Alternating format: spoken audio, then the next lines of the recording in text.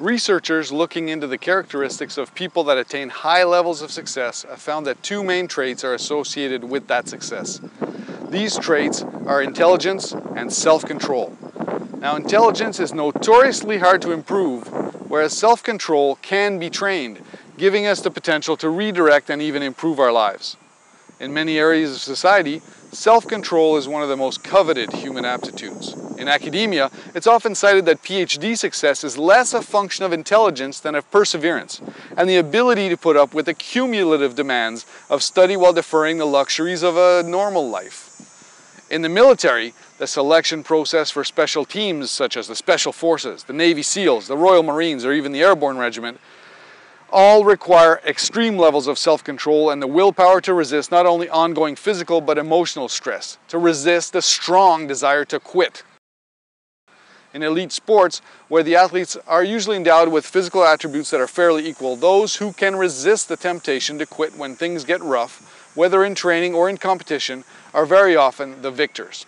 For example, the winning difference in many endurance races is less related to the physiological maximum, the VO2, but rather it's linked to a measure that includes a large pain tolerance component. That measure is called the FTP, or functional threshold power.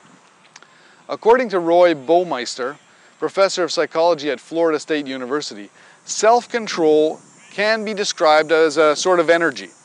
He suggests that it's an energy that can be used for altering your normal responses. You'd use it to change your feelings, to control your thoughts, to resist temptation, and, what's important in sport, to resist pain and fatigue.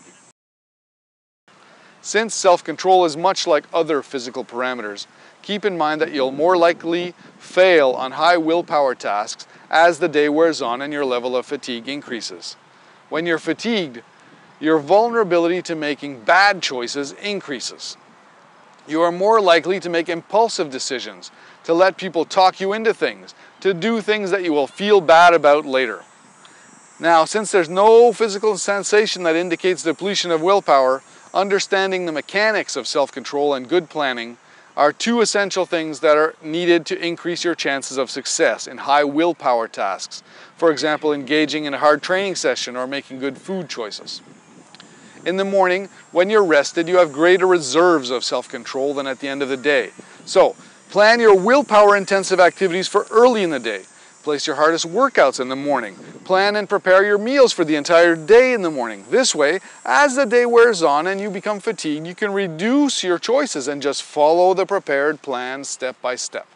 This strategy ensures that you won't have to rely on limited reserves of willpower when faced with temptation. Now, coaches have observed this fatigability in willpower for several years. A well-designed training program will usually put the highest demand training sessions immediately after the longest and most complete rest period of the week, and place lower demand sessions later when the athlete is tired. Since the lower demand sessions require less energy and often less self-control, the likelihood of athlete compliance and success is therefore higher when your training plan is set up like this. As an example, I'll usually place the most demanding interval training sessions in a triathlon plan immediately after a few days of complete rest, and the easier, shorter recovery training sessions later on in the week.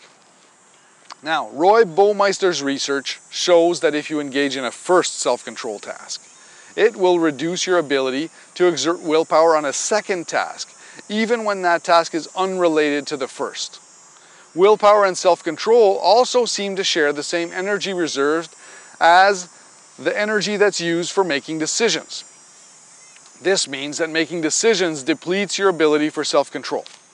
So, if you have a job that requires you to make complex decisions, for example, a Wall Street trader or a financial analyst, it's likely that your ability to control urges will be depleted at the end of your workday. Research has shown that this effect shows up in stock traders, who have a much higher rate of high-risk behavior than the normal population. Some people have attributed this to hormone feedback mechanisms, but lack of impulse control shown by traders in their social lives could also easily be explained by willpower fatigue.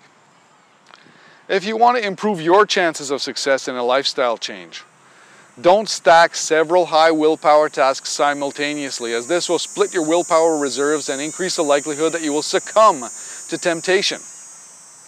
Coaches with experience will stagger increases in workload and changes in diet so that the athlete adapts to the first one before being faced with a second stress. Now don't forget that even physical tasks require willpower. And willpower is what allows you to resist physical pain and fatigue. Now, this brings us to the connection between dieting and willpower. This is an especially difficult case because we're talking about a task that is centered in the brain. The energy for willpower is linked to the body's energy supply, and primarily in this case to the availability of glucose. So if you're following a diet that dramatically reduces your energy intake or your glucose intake, this also decreases your willpower reserve directly. This is one of the main reasons why direct and drastic calorie restriction is ineffective in long-term weight loss. It's much more productive to use things like substitution of healthier foods with mild calorie deficits in order to support the willpower to maintain the diet. It's also the main reason why the first 3 weeks of a ketogenic type eating plan are so difficult. As the body ramps up its production of ketones, the energy substrates that can take the place of glucose in the brain, and as glucose reserves run low, so does willpower. Once the ketone production is up and running, most followers of ketogenic diets report more facility in resisting the temptation to return to a higher carbohydrate pattern of eating. Anyone who has tried going on stage for a drug-free bodybuilding or fitness competition knows that these competitions are pretty much all about who's got the best diet, who's got the best compliance.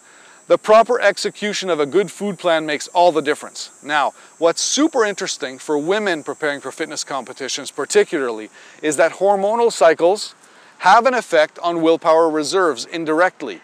The luteal phase of the menstrual cycle places high demands on glucose reserves of the athlete's body. And since glucose is important for mental activity, it will dramatically reduce willpower reserves. Though there is a significant genetic component to willpower, you can exercise and even train your self-control.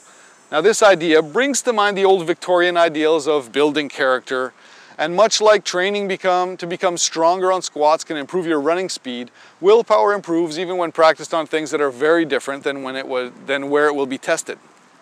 Zen monks realized this sort of willpower training by gradually increasing their resistance to pain and distraction while in sitting meditation, and they have been known to develop very strong willpower in other tasks. Now, how can you improve your self-control? What sort of concrete strategies can you put into place in order to train this important quality? Now, what's important to do is to practice self-control on small, progressive tasks in order to build capacity. Just like training for sports, the key is to build capacity gradually. Building on prior success is much easier than recovering from failure. Overcoming small challenges prepares you to confront bigger obstacles. Roy Baumeister, the researcher I talked about earlier, suggests that building self-control by using non-dominant hand for daily tasks like opening doors, stirring coffee, or using your computer mouse can gradually increase your overall self-control. Now, I would suggest from there gradually making the difficulty of your self-control tasks a bit higher. Start focusing on maintaining a proper sitting posture, or resist the temptation to watch that last episode of your favorite series on Netflix until the weekend. Just like the monks, you too can use meditation practice to develop your self-control progressively. Starting with just 2 minutes a day of sitting meditation, you can gradually build up to 15 or even 30 minutes of quiet sitting and focus. Keep in mind that training your self-control can deplete it in the short term, but it will result in increases in your willpower capacity in the medium and even the long term. These improvements will transfer to other activities and behavior. Resistance to distraction during meditation can help you tolerate a higher level of discomfort, read pain, in your next triathlon. So if you're training for an endurance event or even a strength event where you find that your self-control is the limiting factor, stop procrastinating, start training your brain.